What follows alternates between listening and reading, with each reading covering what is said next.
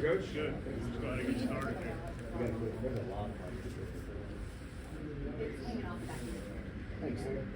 Thank you.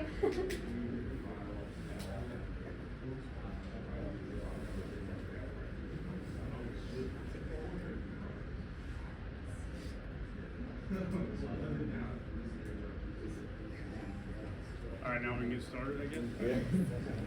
Coach, I want to ask you about how this year's been. Some up and downs with the offense. Week 2, week 3, benching the quarterback, and now you're considered one of the top offensive coordinators in the game. Is that the game of football, ups and downs? Yeah, I think that's part of it. I think it's part of what you go through in a transition. Obviously, we had relatively young offense and new faces that we were trying to figure out who we were. A lot of the credit goes to the staff that we have, and they've worked tirelessly to continue to improve our roster, continue to get our players better. Our players have put in a tremendous amount of effort and work to get to where they've become.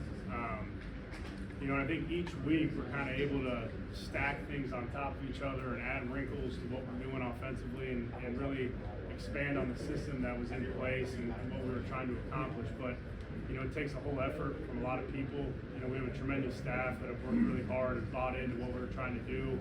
I think everybody kind of just kept going, and there were some hard times, and that's part of this game, but I think ultimately we've become better for it. Our players just kind of kept working, never really dipped in their belief of what we could become, and without that adversity, I don't think we're in the spot we're at right now. And so as a guy that's in front of the group, and we always talk about it being a we, us, our offense.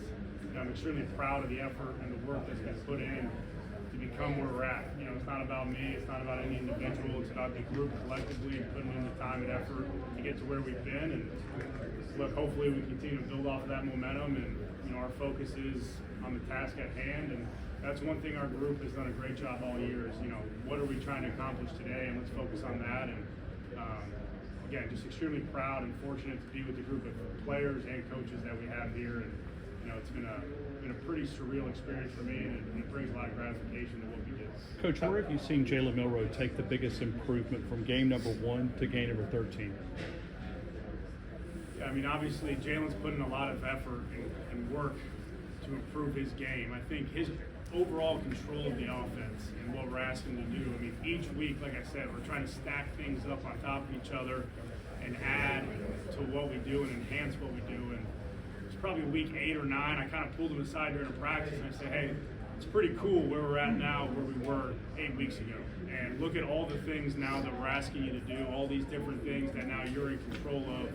And, for a young quarterback that, he hadn't played a lot of football coming into the season, that's part of the progression. And all the credit goes to Jalen. The adversity he went through, the humility he handled it with, the ability to persevere and put his head down and work, to want to be better, to want to get better, to want the challenge of being the guy in front of the group, to want the challenge of we're going to continue to add to this thing and try to enhance your strengths.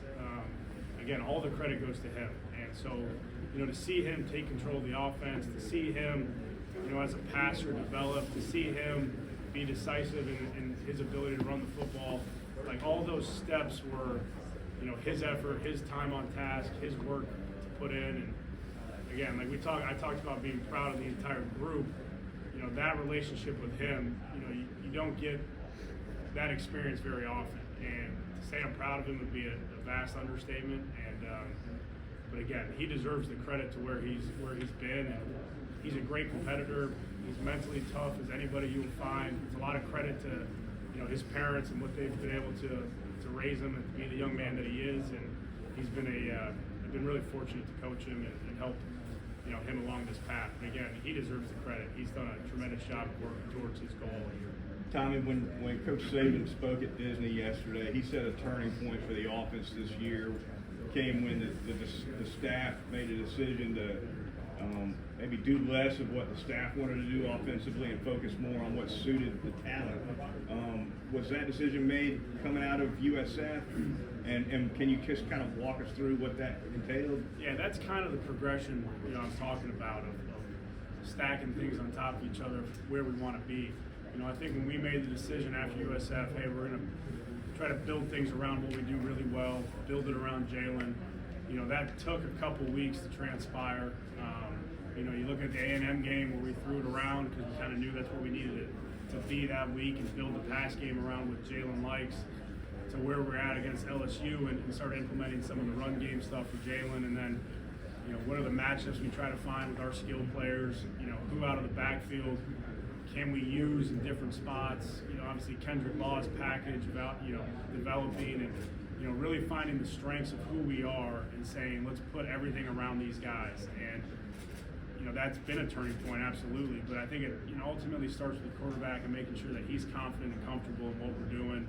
And when you give them ownership and you give them, you know, the autonomy of what we're trying to do, I think, you know, they buy in a little bit more. And that's what we've tried to build with our entire roster on offense. And again, it takes a total buy-in from the staff and the players, which we've had. And, you know, USF, obviously everybody's going to look at that as the turning point. But, you know, you really look at, you know, the A&M game, you know, probably the LSU game as opportunities that we built off of and, you know, gave us our identity as we come through this final stretch. What was it like for you to kind of see your first year in the job, coach as demanding it, Nick Saban, just trying to get through that early part of the season and some of the pressure that came along with it? Yeah, I mean, look, you come to Alabama for certain reasons, and you want to be at a place where football's important. You want to be at a place where that pressure's there. Like me personally, that's never anything that I've shied away from. You know, I know there's noise out there, but you try not to get in the weeds of that, and you put your head down and you work. And I think certain people can handle it and certain people can't. You know, at a young age playing the position, you face adversity, and I think that's prepared me for my career, which I'm fortunate for. You know, I threw a lot of interceptions, so there's a lot of criticism that came with that. So that's never anything that's fazed me. You know, again, like I said, I want to be at a place where the pressure's high. I want to be at a place where the demands are what they are. Like, you don't come here thinking it's going to be anything different. You come here for that challenge. You come here because you have that competitive spirit.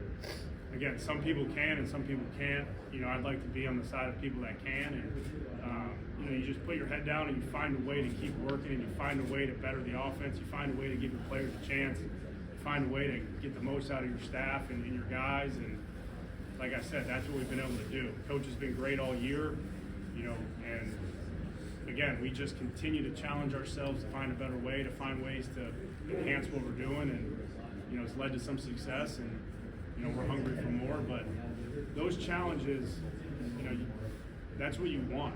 You know, that's where you come to a place like this. That's why you're in the SEC. Like, for me personally, that was a challenge that I was welcoming to.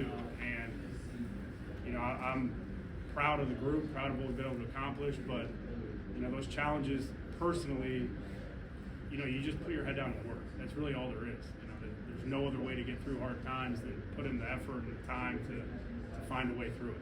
How similar is your personality to Jalen's? He talked a lot about embracing hard yesterday. Jalen's probably got a little bit more personality than I do, I would think. You know, I think I have a unique perspective of playing the position and going through some hardships that I'm able to relate to, but, you know, Jalen, his mental toughness is greater than mine ever was. And, you know, we can have light moments where I can, you know, if he's amped up, I can try to settle him down by, you know, cracking a joke, and I can be dry and all that and make him laugh. But our relationship has grown tremendously over the last 11 months. And like I said, he's a joy to coach, man. I mean, his ability to block everything out, be centered and focused on what he's trying to accomplish, wanting to be better, you know, the humility that it takes to accept those challenges. He's really a special kid. He really is. And I'm fortunate to be around him every single day. Tommy, how much of a learning curve was it coming to Alabama and kind of learning Coach Saban's philosophy and then incorporating it into your scheme and what you do? Yeah, I mean, I think right off the bat, you know that comes with the job. You know, the learning curve is learning the system and learning your players and learning kind of what their strengths are, and then learning how to reach them. You know, I think our job as teachers and coaches is to reach our players to be able to maximize their ability. So, you know, you come to a new system, a new program, new players, and you got to find ways to reach them, and you got to find ways to maximize what they can do and ultimately get the best out of them. So, you know, that's time on task. That's the ability to be with those guys every day. And, you know, so some of those things you start to develop a rapport with and relationships with, and then, you know, when you can show them why we're doing certain things, that that enhances their belief. You know, the curve of learning the system and all that, I think that gets a little bit overblown. You know, there's only so many things you can do on a football field. What you call it is what you call it. You know, that's never anything that's difficult to learn for one individual. So I completely agree with the philosophy of keeping things consistent, and you know, it's your job as the coordinator to make sure you're on top of it and ready to go. And you know, I would say there is a curve, but it's not as steep as maybe it's made out to be. Tommy, Coach Saban's known for his defensive prowess, but as long as he's been around the game as successfully as he has been, does he ever coach you up with offensive stuff in the game, or does he not get enough credit for his offensive knowledge in the game? Yeah, I mean, he's brilliant, right? And I think the ability for us as an offensive staff to meet with him as frequently as we do and hear his perspective coming from the other side of the ball is extremely valuable. And you're right. I mean, that's something that probably, I don't know if it's talked about or not, but that is part of the, you know, secret to success, I would think. You know, he has his hands on the three phases of the game, and he's able to look at all three phases.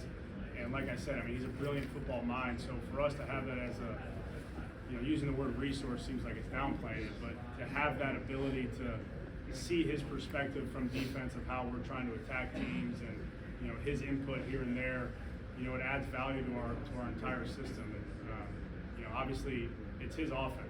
You know, he sets the program and he sets the tone for what we're trying to accomplish. And, you know, his ability to give us feedback has been, you know, extremely helpful throughout the season, and something that, you know, we, you know, ask for too. Like, hey, how would you guys adjust to this? What difficulties does this present? And, you know, it helps both sides of the ball.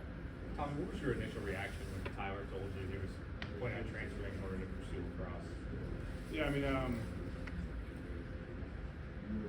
look, I think the kid's gone through a lot of, you know, adversity throughout his career, and his ability to, you know, find peace in what he wants to do. And, you know, my biggest thing is I want him as an individual, as a person, to be happy. So if that's what's going to bring him happiness, if that's going to allow him to graduate and do certain things, then, you know, I was in full support for the young man to have success in his life.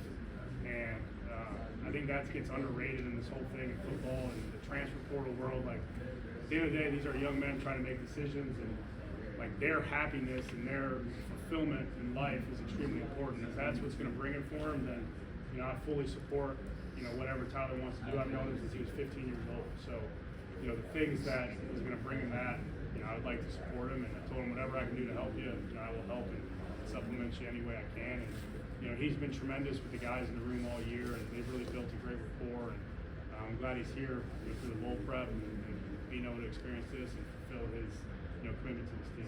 What did you learn about Tyler and Ty Simpson when you started playing in South Florida, and obviously having to go back and be backups to Jalen for the rest of the year? Yeah, I mean, I think the entire room has been tremendous about supporting one another. You look at the South Florida game, the way Jalen was supportive of them. You look vice versa throughout the course of the season. Jalen starts having success. I think there was true happiness for him from the group. You know, when you're in that room together as much as we are, you know, you build really a strong rapport and really like a family-like atmosphere. And, you know, for them to all support one another, and, you know, we try to preach as much as we can. There's one quarterback playing, but we're after shared success. You know, we're after the ability to say when a quarterback is playing well, it's a reflection of the entire group. And, you know, the closeness that group has built throughout the season, through a competitive offseason and all those things, you know, when you look back on it, you'd probably be as proud of that as anything. Where's Ty Simpson improved since the spring? Yeah, I mean, I think you just see the reps he's had and the opportunities he's had in games. You've seen his ability to stay calm out there and make good decisions, make good throws. You know, we have a ton of confidence in him as the two right now. And, you know, the challenge to him is, like, you got to stay mentally ready every single week. And I think he's done a really nice job doing that. And when he's had opportunities to play, he's made plays for us. Tommy, one guy you just added to that group is Julian Saying. I know it's super early, but just got early impressions on how he fits in with that group and what he can do on the field. Yeah, I think his personality fits in really well. You know, he's a natural passer. You know, really 5-minute shows warning. good We will instincts, switch rooms you know, in 5 minutes. His ability to play the quarterback position. It's extremely early, you know, but, you know, he's done a nice job for us, and I expect him to continue to grow in the program as he goes through an off season. You know, gets ready for spring practice. Just because Proctor's improvement at left tackle, is there a certain point of the season where you really saw him adjust to SEC game speed, and how beneficial has that been for the entire offense? Yeah, I mean, I think for me, you probably point after Arkansas. You know, from that point forward, you kind of see a change in his play. You know, I think run game wise, you know, he's been, you know, that's probably the area where he was strongest throughout the year. I mean, you guys have all seen him, I'm sure. He's a big, strong, powerful man. So being able to move at the point of attack, you know, he's done a really nice job there. And then in the pass game, look, you know, he had to adjust to some of the speed and some of the challenges that come with playing in the SEC. But, you know, I think we look at him as a strength now and somebody that's greatly improved throughout the season. I mean, he's a young kid that's coming in and starting the SEC at left tackle. That's not an easy task. So, you know, his ability to continue to grow and work and get better throughout the season has obviously helped our offense. I think the other guys up front, you know, being supportive of him, you know, you want that group of five to look at it through one lens. And, you know, Tyler Booker next to him, you know, that makes a huge impact in his ability to communicate and help them. You know, obviously Book played as a young freshman a year ago. So, you know, his growth has been great. You know, again, I think we look at him as a strength now. And that's, again, a lot of credit to him and the work he's put in. Tommy, when you got this job, early 30s, I think it was 30 years old, I asked Coach Saban, what's the difference of 30-year-old compared to you? He looked at me like I was crazy. He said, there's no difference at all. What is your advice to people in their early 30s trying to take a big position like this? I mean, you got coaches that were head coaches that are under you now in the staff. What's your advice and how has that been so far this year? To be humble, I would say, would be the best advice I could give somebody. First of all, take the challenge, but you know, work hard and really be humble. Like, don't act like you got all the answers because you don't. Don't act like you've been through all the experiences because you haven't. Lean on the people that you trust, because we have a great group of coaches, analysts, GAs. Like, it's the support we have on our staff is tremendous. You know, like Ken Wisenhunt hired me when I was 23 to be an offensive assistant with the San Diego Chargers. He was the offensive coordinator. Now he's an analyst on offense, and I'm the offensive coordinator. So, like, he was tremendous in my development as a young coach. Now he's somebody I can lean on. You know, Derek Dooley was the head coach of Tennessee. You know, worked in the NFL. He's a guy I can lean on. You know, through all questions that you have. So I think the humility to have, not act like you got all the answers because you don't, and the ability to just work hard, treat people well, and then take the challenge of the job that presents itself. You know, I'm not trying to be some motivational speaker for a bunch of young guys, but you know, put the work in so you're ready for your opportunity, and then have the humility to continue to learn and grow while you're going. I know in the past with analysts, like Sark might help out when they were down, or Coach Oxley with Red Zone. Like with guys with Ken Wisenhunt there, do you give them like special projects or specialties to help you with? Yeah, we do. I don't want to get into all the details of what each guy's tasks are, but that's exactly how you handle it. And, you know, you have a wealth of knowledge in the room, and look, we don't have all. You know, like one thing I say is like, if we're going to all think alike, then nobody's thinking very much, right? And so we want ideas, we want input, we want different ways to view things. We don't want groupthink where everything gets streamlined into one idea. We want to challenge what we're able to do offensively. We want to challenge the ideas that get brought in. And you know, the more people feel like they have the ability to do that, the more you can enhance the group. And so that's something we welcome. You know, guys have specific areas of the game plan that we try to focus on, but you know, it's a revolving door of ideas. Sometimes they fit into what we're trying to do, sometimes they don't. But you know, the more you're able to bring that to the table, the more guys with a lot of knowledge feel like they can, you know, pitch things and make sure that they have a voice with what we're trying to do offensively. Isaiah said that he was asked about the science game, science game, and said that players have been watching can you speak to why coaches felt that was sort of the decision to make, and how maybe you guys have had to change plan prep from normally? I understand the question and I respect it. You know, I'm not putting any of my focus into that stuff, you know, so I really don't have a whole lot to say about, you know, whatever was going on there. We're just trying to give our players the best chance to have success on the field. All right, we're going to go ahead and have the players and coaches switch rooms. Thank you, Coach. Thank you, guys.